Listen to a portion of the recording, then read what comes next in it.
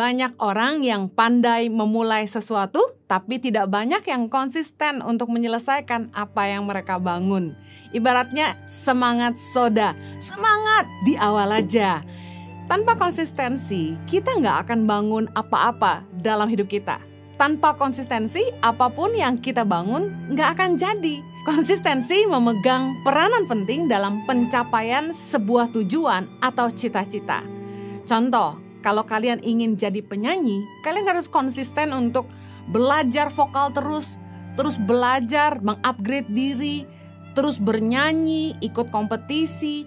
Mungkin gak mudah, mulai dari RT dulu, kemudian mungkin kecamatan, kemudian baru ibu kota dan lain sebagainya. Gak mungkin orang membangun apa-apa tanpa konsistensi memulai dari yang kecil. Ada orang yang ingin fasih belajar bahasa Inggris, tapi nggak mau konsisten untuk ngafalin vocabulary, nggak mau konsisten untuk banyak mendengar, listening, kemudian banyak baca, banyak ngafalin grammar dan lain sebagainya. Untuk membangun sesuatu dalam hidup ini dibutuhkan konsistensi. Waktu Kak Heni memulai pelayanan Yayasan Tangan Pengharapan yang hari ini memberi makanan bergizi buat 6.000 anak di seluruh Indonesia dan juga pendidikan bagi mereka, Tuhan itu kasih ayat ke Kak Heni dalam Galatia 6 ayat 9-10 yang berkata gini, "Janganlah kita jemu-jemu berbuat baik, karena apabila sudah datang waktunya, kita akan menuai jika kita tidak menjadi lemah. Karena itu selama masih ada kesempatan bagi kita, marilah kita berbuat baik kepada semua orang, tetapi terutama kepada kawan-kawan kita seiman." Ayat ini diawali dengan kata janganlah kita jemu-jemu. Bicara soal konsistensi dalam mengerjakan sesuatu. Panggilan Tuhan dalam hidup Kak Heni adalah menolong orang miskin. Dan tentu namanya nolong orang itu nggak selalu mudah. Justru Kak Heni belajar bahwa orang yang kita tolong itu justru kadang-kadang membuat kita jengkel. Mereka tuh ditolong kayak kita yang maksa mau nolong gitu. Tentu kalian tahu bahwa tidak semua orang yang kita bantu membalas kebaikan kita dengan kebaikan, tapi seringkali justru mengecewakan. Nah, Kak Heni dari awal diajar Tuhan untuk jangan jemu-jemu, terus berjuang, apapun tantangannya. Nah, yang Kak Heni mau bagikan adalah tidak konsisten merupakan kelemahan yang harus kita kalahkan. Dalam 1 Korintus 9 ayat 27 dibilang gini, "Tetapi aku melatih tubuhku dan menguasainya seluruhnya, supaya sesudah memberitakan Injil kepada orang lain, jangan aku sendiri ditolak." Konsistensi merupakan sesuatu yang kita latih, kita bangun dalam hidup kita. Banyak orang yang gak konsisten, Kak Heni juga orang yang gak konsisten. Orang-orang yang berjiwa seni, kreatif, biasanya moody. Ya, kalau happy kerja, gak kerja gitu ibaratnya. Nah, bicara konsisten, perlu melatih diri. Kita melatih diri kita dan kita yang menguasai tubuh kita. Tubuh kita mengerjakan apa yang kita suruh. Nah, butuh waktu untuk melatih diri supaya konsisten. Kita dapat mengalahkan inkonsistensi dengan melatih diri kita untuk tekun. Tekun ibaratnya kayak membangun sebuah kebiasaan. Contoh katanya untuk membangun sebuah kebiasaan itu kita harus melakukan sesuatu 22 kali lalu itu akan jadi kebiasaan. Nah, kita perlu melatih diri untuk melakukannya terus dan terus. Contoh, konsisten buang sampah pada tempatnya. Konsisten menjaga kebersihan. Itu tuh kayak butuh dilatih gitu loh. Kemudian memaksa diri kita untuk keluar dari rasa nyaman. Kita tuh pasti punya keengganan, kemalasan. Kak Heni tadi cerita bahwa Kak Heni ini orang yang awalnya tuh gak konsisten ya. Banyak hal yang Kak Heni gak konsisten. Nah, kemudian bagaimana Kak Heni melatih diri untuk konsisten? Kak Heni tekun membangun dari nol. Waktu mau pergi ke pedalaman tuh sebenarnya ada rasa malas dan enggan. Kenapa? Karena pergi ke pedalaman itu perjalanannya itu gak menyenangkan. Gak semua tempat ada pesawat yang besar, kita kadang harus pakai pesawat yang kecil, yang angin sedikit goyangnya parah banget gitu ya. Kemudian pergi ke tempat-tempat yang nggak nyaman, nyamuknya banyak. Kayak ini tidur di tempat yang ya ampun, begitu buka mata lihat langit-langit itu banyak kumbang-kumbang di atas gitu loh, nyamuk banyak dan mungkin kecoa nggak tahu deh ya, tikus juga ada gitu, tapi oh my God gitu. Tantangannya besar, ada rasa enggan dan malas, tapi Kak Heni lawan. Kita harus melatih diri kita. Sambil terus mengingatkan diri kita akan tujuan kita melakukan apa yang kita kerjakan. Nah makanya ada 5 alasan penyebab orang tidak konsisten. Yang pertama, tidak punya tujuan atau visi yang jelas. Yang kedua, tidak fokus. Yang ketiga, menggeluti bidang yang salah. Yang keempat, mudah menyerah. Yang kelima, tidak bisa dipercaya atau malas. Nah Kak Heni mau bahas ini satu-satu supaya kita bisa belajar jadi konsisten. Kak Heni akan bagikan pengalaman Kak Heni bagaimana dari orang yang moody, gak konsisten, Kak Heni akhirnya bisa membangun Tangan Pengharapan dari nol sejak 2006 sampai hari ini. Puji Tuhan. Yang pertama, miliki tujuan atau visi yang jelas.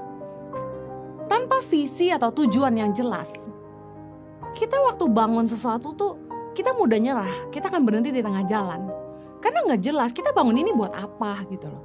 Tapi kalau kita ngerti apa yang kita mau bangun, kita pasti jelas akan berusaha. Contoh, ketika kalian pengen pergi liburan. Misalnya kalian pengen pergi ke tempat air terjun. Mungkin kalian gak tahu tempatnya. Tapi karena kalian lihat gambar, kita akan pergi ke Curug misalnya, ke tempat air terjun. Jalannya kemana ya? Mulai cari di Google. Kemudian kalian akan berusaha untuk tanya orang. Pokoknya berusaha untuk bisa sampai ke sana apapun caranya. Kenapa? Kalian punya tujuan yang jelas. Kalian tahu kalian mau kemana. Nah bagaimana kita bisa punya tujuan yang jelas dalam hidup kita?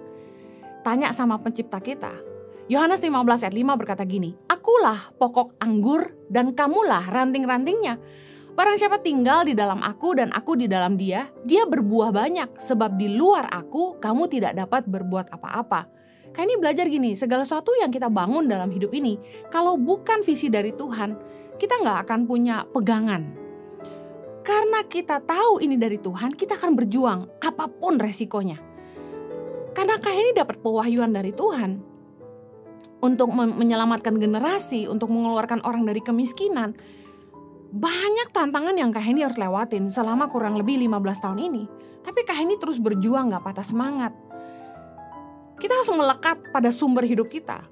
Tanya sama Tuhan, Tuhan, apa sih yang Tuhan mau buat hidup saya gitu? Saya harus kerjakan apa? Tuhan ciptain saya tuh buat apa? Karena Tuhan yang ciptain kita, Tuhan yang paling tahu tujuannya untuk ciptaannya. Doa tanya sama Tuhan, Tuhan apa yang Tuhan mau dengan hidup saya harus kerjain apa gitu. Mungkin Tuhan gak jawab spontan, tapi paling enggak kalau kita udah berdoa, kita yakin bahwa keputusan yang Tuhan jatuhkan di hati kita, bahkan ada pintu-pintu yang terbuka itu dari Tuhan untuk mengarahkan kita berjalan dalam rencananya yang sempurna. Kayak ini mau kasih tahu bahwa Tuhan itu sumber inspirasi dan sumber kekuatan dalam hidup kita. Dalam menjalani hidup ini, jangan meninggalkan Tuhan. Kita harus terus setia dan berharap sama Tuhan. Doa dan bawa segala sesuatu yang jadi pergumulan kita, yang jadi tantangan, hal-hal yang berat dalam hidup kita maupun rencana-rencana yang kita mau lakukan, selalu datang sama Tuhan. Sederhana aja, Kak Heni nggak ribet tuh kalau datang sama Tuhan. Kak Heni bahkan lagi mandi, lagi duduk, lagi berdiri, lagi nyetir, lagi masak, bisa ngomong sama Tuhan. Segampang itu. Cukup ngomong sama Tuhan. Tuhan tolong saya, apa yang saya harus lakukan? Tuhan pimpin, tolong buka jalan. Kalau ini dari Tuhan, Tuhan buka jalan. Kalau bukan dari Tuhan, Tuhan tolong tutup jalannya supaya saya jangan sampai mengambil keputusan yang salah. Kak Heni selalu doa gitu. Tuhan tolong gagalkan rencana yang bukan dari Tuhan. Tuhan tolong jauhkan orang-orang yang bukan dari Tuhan. Tuhan tolong jatuhkan keputusan Tuhan di hati saya. Tuhan taruh pikiran Tuhan dalam pikiran saya. Kita harus percaya bahwa kalau kita gak melekat sama Tuhan, kalau kita gak ngandalin Tuhan, kita gak akan punya kekuatan untuk bertahan. Tuhan itu sumber inspirasi. Kak Heni percaya orang yang selalu mengandalkan Tuhan gak akan pernah kehabisan ide dan gak akan pernah kehabisan energi untuk mengerjakan apapun yang Tuhan percayakan. Selama 15 tahun ini, apa gak sulit perjuangan Kak Heni sama suami? Berat banget, dari luar, dalam, atas, bawah. Tapi bagaimana Tuhan tuh buka jalan dan terus menuntun kami, kasih kekuatan dan kasih visi, kasih kreativitas untuk mikir mesti bikin apa, mesti kemana. Keren banget. Yuk berdoa, mulai datang sama Tuhan. Mungkin kamu selama ini nggak pernah saat teduh, mungkin nggak punya waktu pribadi sama Tuhan, nggak apa-apa. Paling nggak kamu mulai dari hari ini. Jangan ngandalin kekuatan sendiri. Karena firman Tuhan bilang, terkutuklah orang yang mengandalkan manusia. Jadi kita harus mulai belajar mengandalkan Tuhan. Datang sama Tuhan dan bilang gini, Tuhan, apa sih yang Tuhan mau buat hidup saya gitu? Apa rencana Tuhan buat saya? Saya pengen menyenangkan Tuhan. Tuhan pengen saya lakukan apa? Minta visi dari Tuhan. Visi dari Tuhan itu luar biasa. Yang kedua, bagaimana kita belajar konsisten? Kita harus belajar fokus. Orang yang terlalu banyak keinginan, banyak maunya, pengen serba bisa, pengen mengerjakan semua, nggak akan pernah tajam. Kita harus putuskan apa yang kita mau lakukan. Kita harus mulai fokus. Dulu sebelum Kak Heni memulai pelayanan buat orang miskin, Kak Heni tuh melayani di gereja dalam bidang pujian dan penyembahan ya.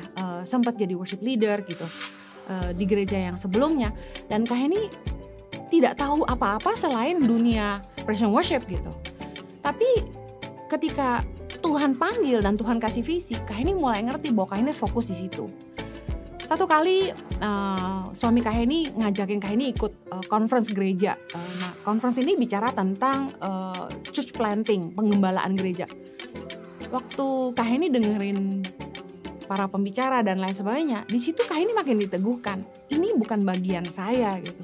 Waktu mereka mulai bicara soal strategi dan sebagainya tentang pengembalaan gereja, Kak Heni bengong dan ngerasa, oh ini bukan tempat saya gitu.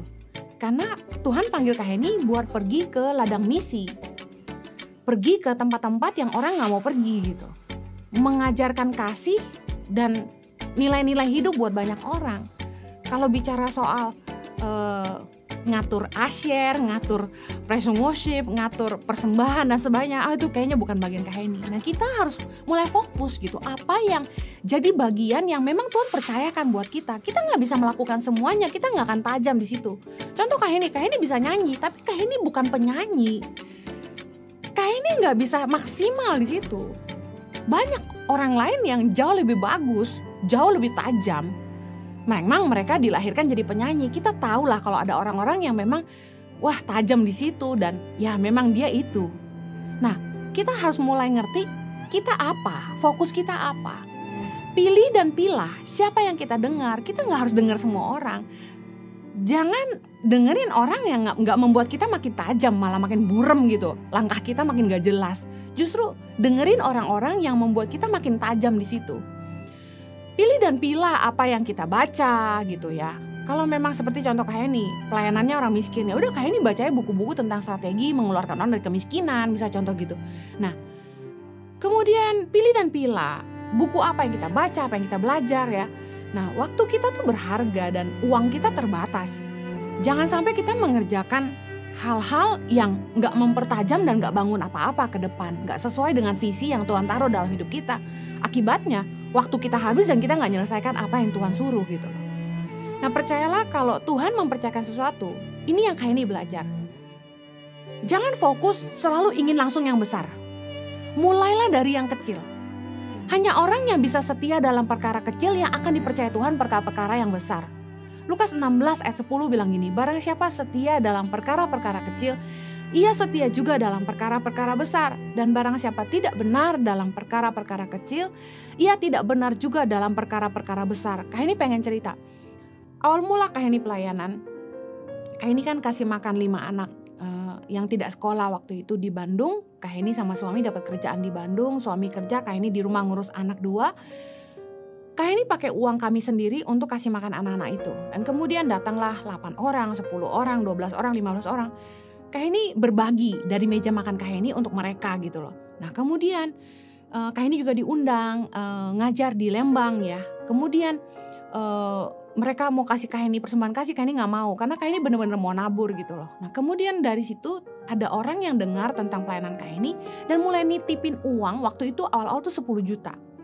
Nah waktu dititipin uang 10 juta itu, Kak Heni pergi belanjain sembako ke supermarket. Di Bandung tuh ada supermarket namanya Jogja. Dan Kak Heni karena bukan orang Bandung gak tahu gitu loh belanja sembako yang murah di mana gitu. Biar gak pusing ya ke Jogja aja waktu itu. Nah kemudian Kak Heni minta tolong kasirnya untuk bungkus-bungkusin gitu di kantong-kantong, langsung dipisah-pisahin beras, gula, susu, sarden dan macam-macam ya waktu itu ya, minyak gitu. Kemudian dimasukin ke kantong-kantong, jadi berapa kantong, Kak Heni fotoin tuh bukti belanjanya. Habisnya lebih daripada 10 juta karena Kak Heni gak mau kurang gitu kan. Harus habisin uang yang dititipkan itu memang untuk bantu orang gitu. Kak Heni foto bondnya dan kirim ke orang yang nitip itu. Kemudian kita bagi ke masyarakat waktu itu di Cimahi ya. Ada komunitas yang kita kenal yang kurang mampu, nah kita bantu di situ. Kemudian Kak Heni cerita ke orang ini apa yang kami lakukan, kita bagi kemana. Dan di situ ternyata Tuhan tuh ngedidik Kak Heni gitu. Bahwa dari uang 10 juta itu Kak Heni harus bisa dipercaya. Gemeter banget dipercayain orang uang 10 juta. Padahal biasanya pegang uang jauh lebih banyak dari itu. Kenapa gemeter? Karena gak pernah ngurusin duit orang lain. Biasanya ngurusin uang sendiri kan. Tapi ternyata Tuhan lagi ngelatih Kak Heni untuk bisa dipercaya dari hal kecil. Nah banyakkan orang tuh maunya gede dulu. Contoh, anak lulus kuliah pengen buka kafe. Maunya langsung kafe yang gede. Salah, justru harusnya. Kalau kamu memang punya mimpi pengen punya coffee shop, punya kafe, kenapa kamu gak mulai kerja di kafenya orang yang udah rame? Belajar dulu dari mulai delivery, bersihin toilet, ngelayanin customer, belajar bikin kopi, belajar bikin sandwich, belajar serving, belajar customer service dan lain sebagainya. Yang paling penting tuh kalau kita pengen buka usaha, kita mesti tahu beli bahan-bahannya di mana dulu gitu. Harga sewanya berapa, operational cost-nya berapa, bikin kopinya gimana, menu makanannya apa. Nah itu hal-hal kecil yang anak-anak muda kebanyakan lengah gitu. Pikiran gak apa-apa kita bisa hire manager, kita bisa hire orang. Enggak, owner harus mau belajar. Setia dulu dari perkara kecil. Kalau kita pengen konsisten bangun sesuatu, belajar dari yang kecil. Yang ketiga, kalau kita mau belajar konsisten, kita harus hidupi potensi dan passion kita. Kenapa banyak orang putus di tengah jalan? Karena mereka menggeluti bidang yang salah. Gak sesuai potensi sama passion mereka. Yang gak enjoy lah, malah stres banget. Nah Tuhan itu memberikan kepada kita benih untuk menghidupi panggilannya dalam hidup kita. Nah benih yang Tuhan tanam dalam hidup kita itu berupa potensi, passion, semua itu harus kita gali dan kita kembangkan. Kita harus bisa dipercaya Tuhan dengan apa yang Dia percayakan dalam hidup kita. Nah, konsistenlah untuk mengembangkan diri, belajar terus dan jadilah tajam. Jadilah seorang yang expert. Kita akan menjadi orang yang tajam, orang yang bernilai, orang yang dibutuhkan karena kualitas yang kita miliki. Jangan menjadi expert di area yang bukan kekuatan kita. Contoh, kita kan banyak lihat tuh di Indonesian Idol contohnya. Orang-orang yang nyanyi aja pas-pasan tapi pengen jadi Indonesian Idol gitu. Nah kita harus mengenali potensi kita apa gitu. Jangan sampai apa yang kita kerjakan itu kita nggak suka, kita nggak happy. Kita kerja cuma buat uang. Kayaknya mau bilang gini, kerja apapun pasti dapat uang. Tapi kita harus punya tujuan yang lebih besar daripada sekedar uang. Kita harus bekerja untuk menghasilkan karya. Nah karya itu sangat berharga. Karya itu yang membuat hidup kamu jadi bernilai.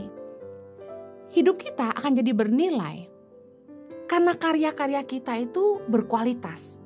Nah bagaimana kita bisa menghasilkan karya yang berkualitas? Kita harus mengerjakan apa yang jadi kekuatan kita, apa yang jadi passion kita yang sesungguhnya, potensi kita yang sesungguhnya.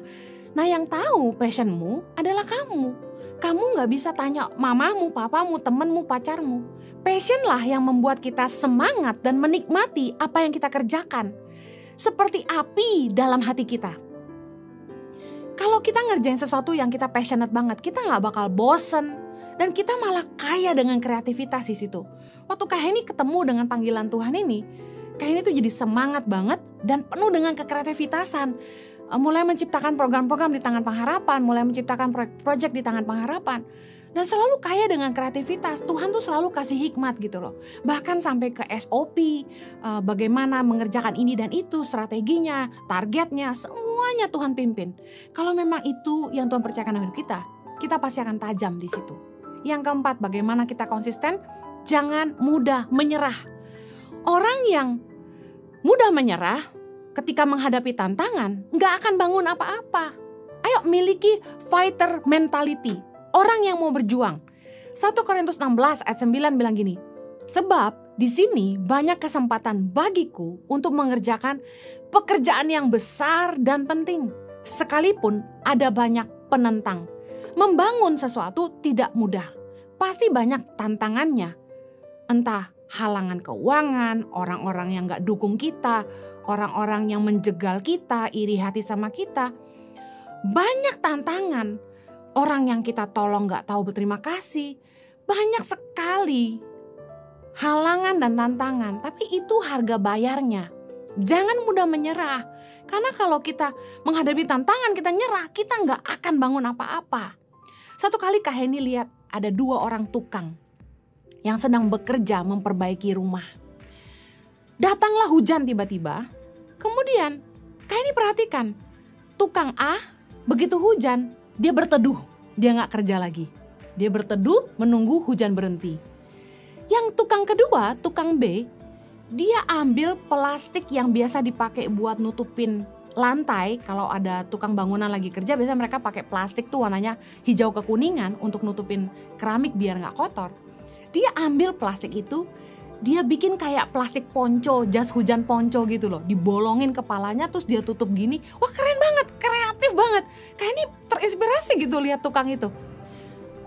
Dengar baik. Seorang pemenang itu mampu melihat peluang. Kalau kita punya spirit yang positif, yang gak gampang menyerah, ya, a fighter mentality, kita akan bisa melihat kesempatan dalam setiap tantangan.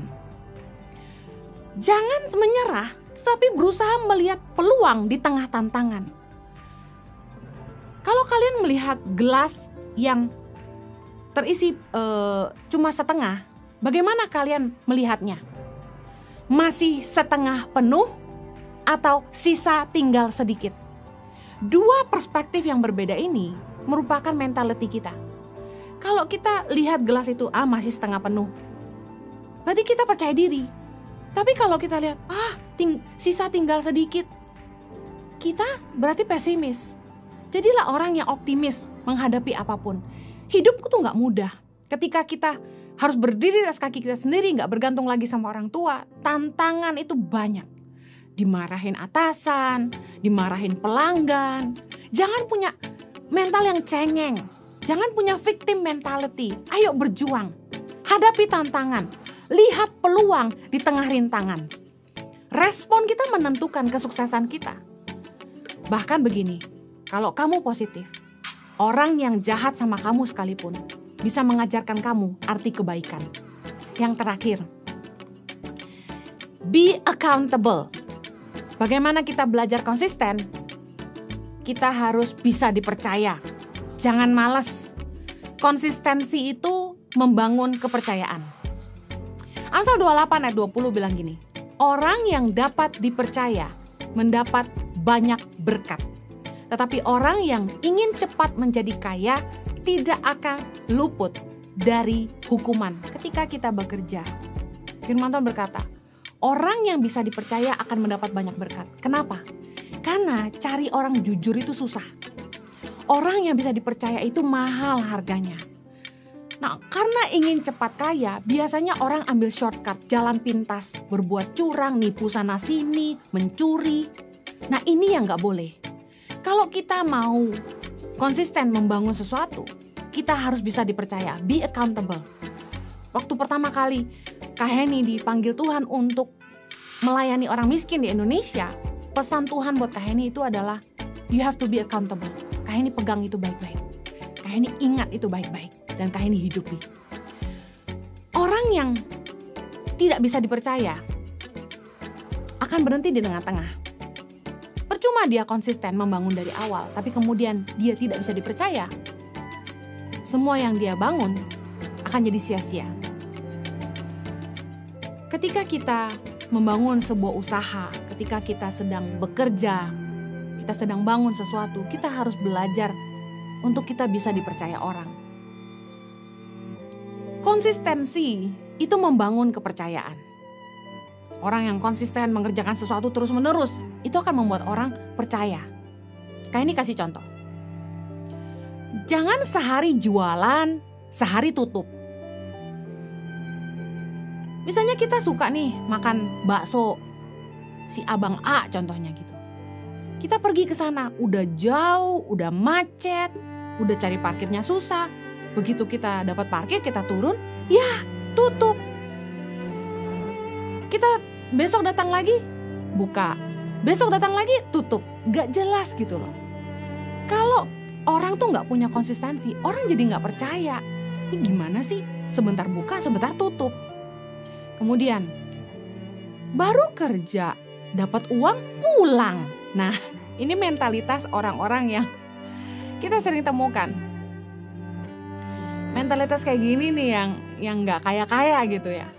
Baru kerja, dapat uang sedikit, libur. Baru kerja dapat uang, misalnya bayaran tukang deh contohnya. Kan mingguan tuh misalnya. Dapat uang, pulang. Kerja seminggu, pulang seminggu. Kerja seminggu, pulang seminggu. Selain gak kaya-kaya, gak konsisten, gak bangun apa-apa gitu. Hidupnya ya begitu-begitu aja terus.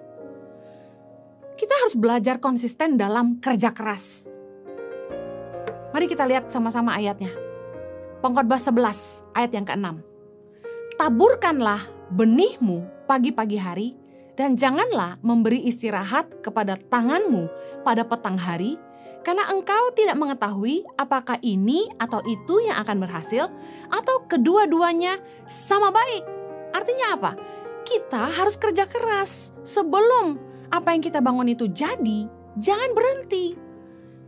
Coba terus, kan kita nggak tahu apa yang mana yang berhasil. Jalanin dulu, kerja keras dulu, konsistenlah dalam kerja keras. Jangan malas. Orang tuh nggak bakal konsisten kalau dia malas. Hal yang kedua soal membangun kepercayaan, kita harus konsisten dalam kualitas. Kalau bikin masakan atau produk, jangan satu kali enak, lain kali nggak enak. Satu kali dikirim barangnya bagus, satu kali lagi dikirim barangnya nggak bagus. Orang nggak bakal percaya sama kita. Kita harus konsisten dalam kualitas. Kita nggak akan mungkin berhasil kalau kita nggak konsisten dalam menjaga kepercayaan. Konsistenlah dalam kualitas. Karena kepercayaan orang itu sangat mahal. Amsal 22 ayat 1 bilang ini, nama baik lebih berharga daripada kekayaan besar. Dikasihi orang lebih baik daripada perak dan emas. Banyak orang yang jualan barang yang sama. Tapi kenapa orang akan beli sama kita? Karena nama baik. Orang bisa percaya sama kita. Barang yang kita jual asli. Orang akan balik lagi sama kita. Mungkin orang lain jual lebih murah. Mungkin ada yang jual lebih mahal, untung satu kali, tapi habis itu orang gak balik lagi. Apa artinya? Justru hubungan yang berkesinambungan itu yang mendatangkan keuntungan yang sebenarnya. Makanya dibilang nama baik lebih berharga daripada kekayaan besar. Kepercayaan itu sangat mahal. Perusahaan-perusahaan malah berani bayar mahal untuk sebuah kepercayaan, untuk branding. Ada pepatah yang berkata, tak kenal maka tak sayang. Tujuan branding tuh gini, supaya orang itu familiar.